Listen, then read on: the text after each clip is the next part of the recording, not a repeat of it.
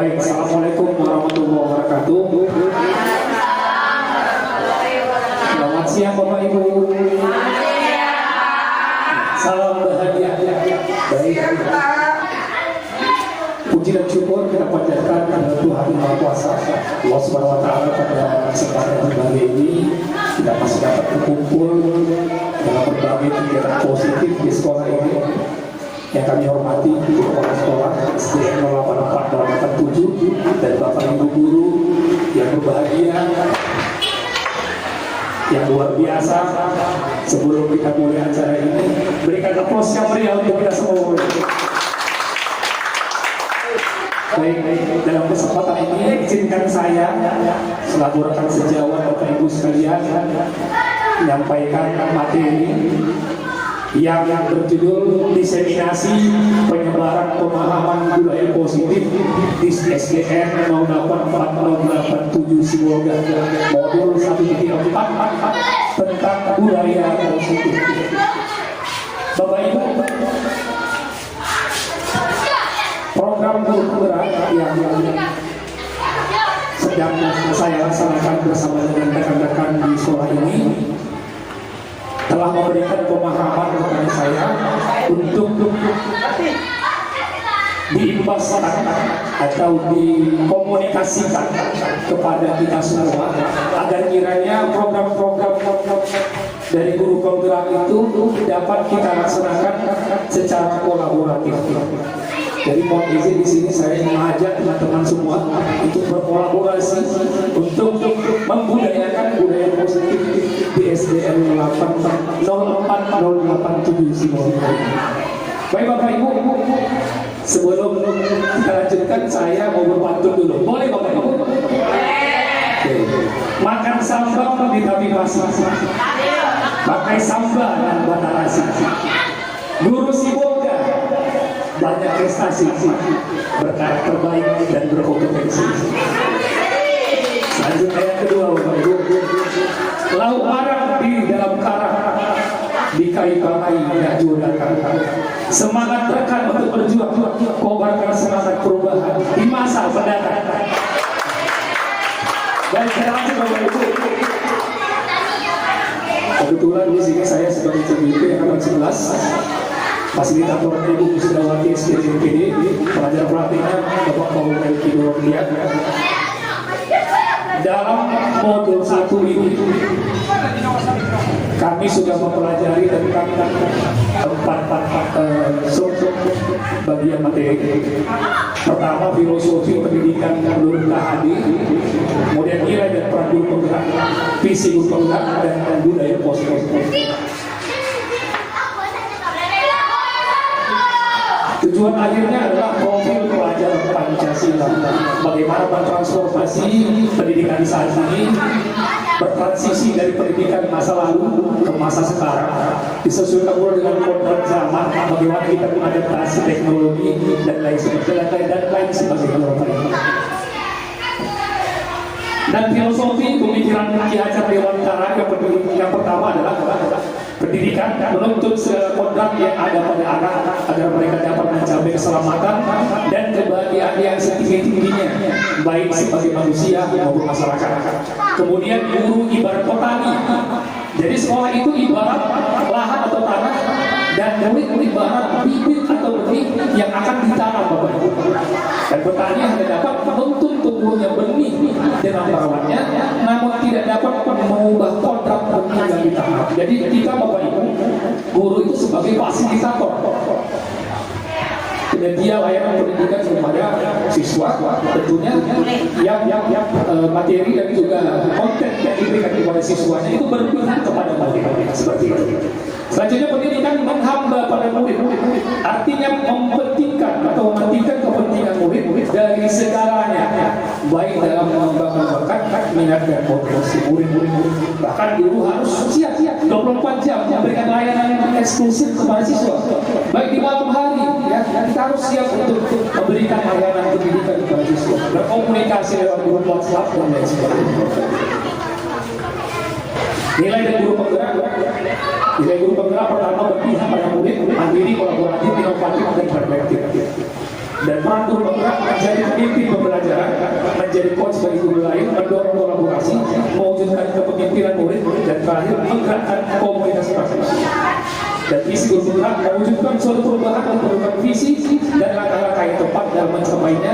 Visi terwujud jika terjadi kolaborasi atau kerjasama semua warga sekolah, terutama dalam disiplin positif ini, Bapak Ibu. Kita harus membudayakan disiplin positif. Kita harus menyepakati ataupun membuat suatu keyakinan kelas. Selanjutnya membuat draft keyakinan kelas dan menggabungkannya, menggabungkannya menjadi satu tujuan, yaitu keyakinan sekolah di SDN 8857. Dan tahapan bagja kita sudah sama-sama pelajari. Pertama, buat pertanyaan, ambil pelajaran, gali mimpi, jawaban rencana, eksekusi. Budaya positif, Bapak Ibu sekalian, budaya positif berdasarkan penerapan tahapan wajah tersebut akan muncul kebiasaan-kebiasaan positif di sekolah yang kita kenal dengan budaya positif.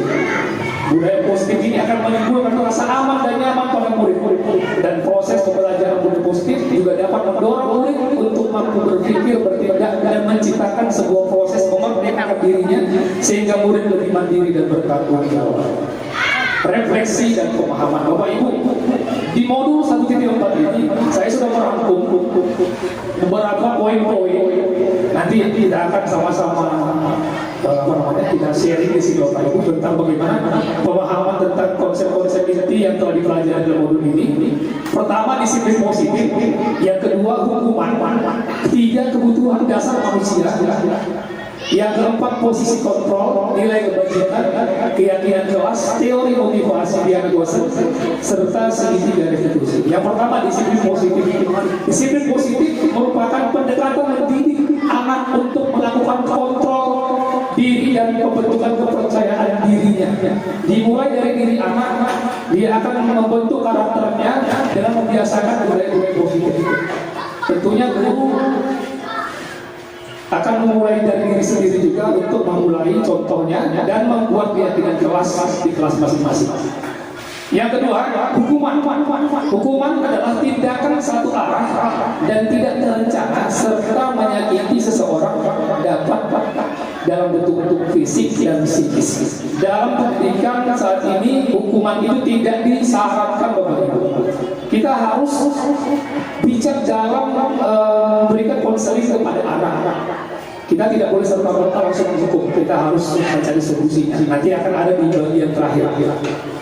Yang ketiga, kebutuhan dasar manusia, yaitu bertahan hidup, kasih sayang dan rasa diterima, penguasaan, kebebasan dan kesenangannya. Baik, selanjutnya posisi kontrol kita sebagai guru, Bapak Ibu, dalam modul 1.4 ini. Yang pertama, kita sebagai pemberi hukuman. Yang kedua, kita sebagai pembuat rasa bersalah. Yang ketiga, kita sebagai teman. Yang keempat, kita sebagai pemantau. Dan lima, kita sebagai manajer. Bagaimana posisi kita sebagai pemberi hukuman, Bapak Ibu? Contohnya ada siswa yang terlambat, Bapak Ibu. Kita memberikan hukuman fisik. Kita suruh push up, kita suruh squat, kita suruh membersihkan WC. Itu dalam guru memberikan hukuman, Bapak Ibu. Nah, selanjutnya posisi kontrol guru selanjutnya membuat rasa bersalah. Contoh ungkapan yang disampaikan pada siswa, Bapak Ibu. Bapak sangat kecewa kamu tidak mengerjakan PR Anda. Jadi dia merasa salah, Bapak Ibu. Nah, itu ya. Contohnya apa lagi, Bapak Ibu? Ungkapan guru membuat murid itu merasa bersalah. Apa contoh bukan tidak? Kira-kira seperti apa ya ungkapan apa? Bapak merasa? Ibu merasa kecewa karena kamu datang terlambat. Benar, tepuk tangan, tepuk salut, cek, salut, cek, salut, kami salut. Terima kasih Bu Rita. Baik, selanjutnya Bapak Ibu, kita sebagai teman, Bapak Ibu, posisi kontrol sebagai guru dan sebagai teman, kita dekat dengan murid. Artinya setiap kesalahan yang dibuat kita, maka kita tidak apa-apa, itu hal yang biasa. Kita rangkul dia, kita nggak ada space atau sekarang dengan muridnya, sehingga akan terjadi kedekatan. Tapi ada apa namanya? Ada beberapa hal yang menjadi tantangan ke depan. Apa itu? Murid terlalu dekat kepada gurunya, sehingga tidak terjadi rasa segan menegani nanti. Kemudian memantau, guru sebagai pemantau dalam kegiatan di sekolah, contoh di lapangan ada seorang siswa yang cara menghormatnya tidak betul. Jadi gurunya menyampaikan kepada siswanya, nah kamu hormatnya seperti ini. Nanti bapak lihat ya, bagaimana posisi hormat kamu. Kalau masih salah bapak akan tegur terus. Nah itu posisi guru sebagai pemantau. Selanjutnya guru sebagai manajer. Bagaimana posisi kontrol guru sebagai manajer bapak ibu? Yaitu gurunya itu menanyakan solusi atau langkah ke depan yang akan dilakukan oleh siswa. Contohnya siswanya sedang melakukan kesalahan, terus dia akan bertanya kepada siswa, nah, untuk memperbaiki kesalahan itu apa langkah kamu ke depan? Apa solusi dari kamu? Jadi si anak menjawab, Pak, saya akan begini, Pak, saya akan begini. Jadi terjadi kesepakatan, kemudian gurunya menyarankan siswanya, oke, deal ya anaknya. Itu guru sebagai manajer, Bapak Ibu. Selanjutnya nilai kebajikan, Bapak Ibu. Tasbih kembali materinya, nilai kebajikan, prinsip-prinsip nilai kebajikan yang memiliki tujuan mulia yang dianut oleh seseorang. Itu nilai kebajikan. Dalam nilai agama juga sangat banyak sekali bisa kita kolaborasikan kepada nilai-nilai saat ini, Bapak Ibu. Selanjutnya keyakinan kelas. Apa sih keyakinan kelas? Kita selama ini sudah miskonsepsi perihal keyakinan itu. Kita selama ini tahunya kan kesepakatan kelas, Bapak Ibu. Kesepakatan kelas. Ternyata keyakinan kelas sebenarnya. Jadi setiap kelas itu, setiap kelas harus menyiapkan keyakinan kelasnya sebelum memulai pembelajaran di awal semester. Itu harus melibatkan seluruh siswa. Siswa diberikan sticky note masing-masing kepada siswanya. Siswanya menuliskan apa keyakinan kelas yang mereka pikirkan. Nanti dikumpulkan, nanti yang sama tidak usah kita filter, Bapak Ibu ya. Artinya telah terjadilah keyakinan kelas itu, kumpulan dari sticky note yang telah dikumpulkan kepada siswa. Itu nanti akan kita dealkan kepada siswa. Mereka memberikan atau memberikan tanda tangan untuk menyepakati bersama. Ada bukti. Selanjutnya Bapak Ibu, teori motivasi Diana Boston ya. Ini untuk guru Bapak Ibu ya, untuk menghindari ketidaknyamanan untuk siswanya, maksud saya, untuk menghindari ketidaknyamanan atau hukuman. Kenapa siswa itu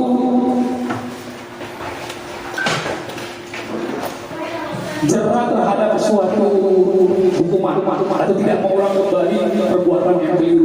Kenapa? Karena mereka yang pertama menurut Diana Boston tadi, mereka menghindari ketidaknyamanan atau hukuman. Ada rasa malu gitu Bapak Ibu ya. Selanjutnya yang kedua, untuk mendapatkan imbalan. Apa itu imbalan Bapak Ibu? Ada reward yang kita berikan anak-anak. Siapa yang datang tepat waktu akan kita Bapak berikan nilai yang bagus. Atau Bapak berikan permen, atau Bapak berikan buku, tulis segala macam. Itu semacam reward Bapak Ibu ya. Itu juga menjadi motivasi siswa untuk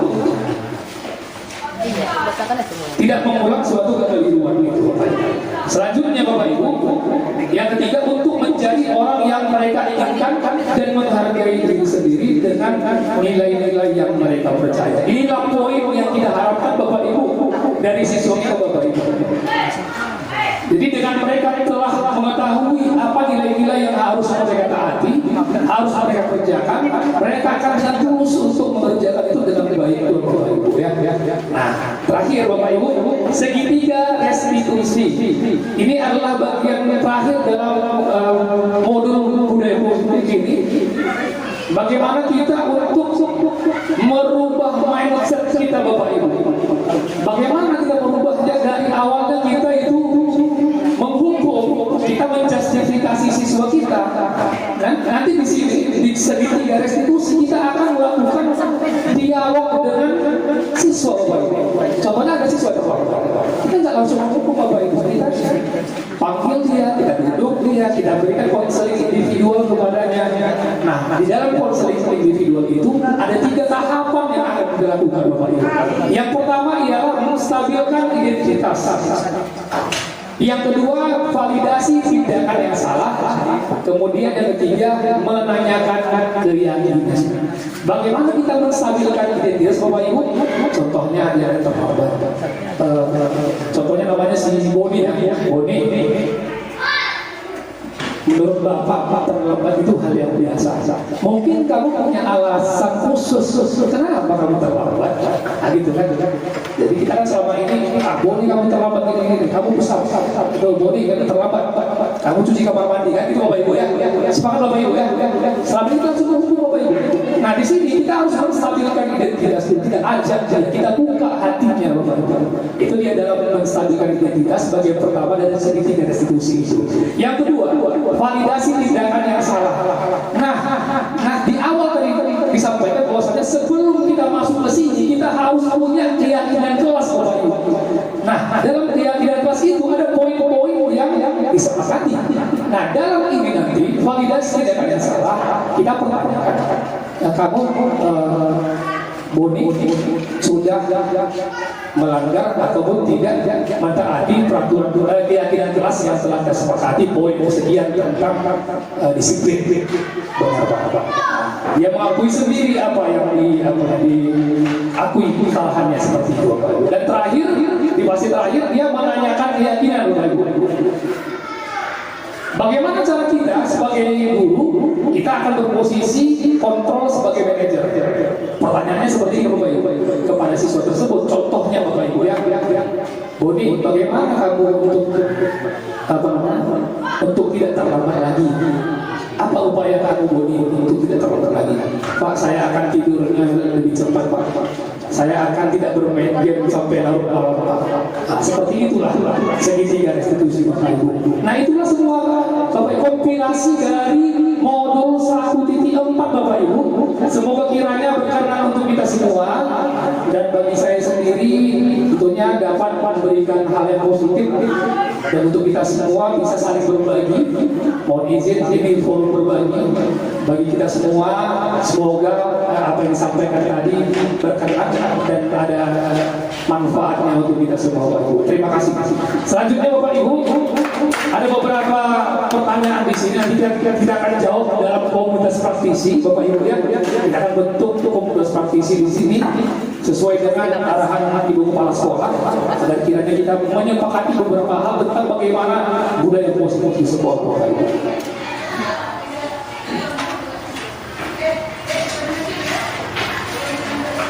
Terima kasih Bapak Ibu. Kesimpulan yang dapat kita dapatkan pada pembelajaran ini ataupun sharing ini, pertama dari saya sendiri dulu sebelum nanti teman-teman yang memberikan refleksi.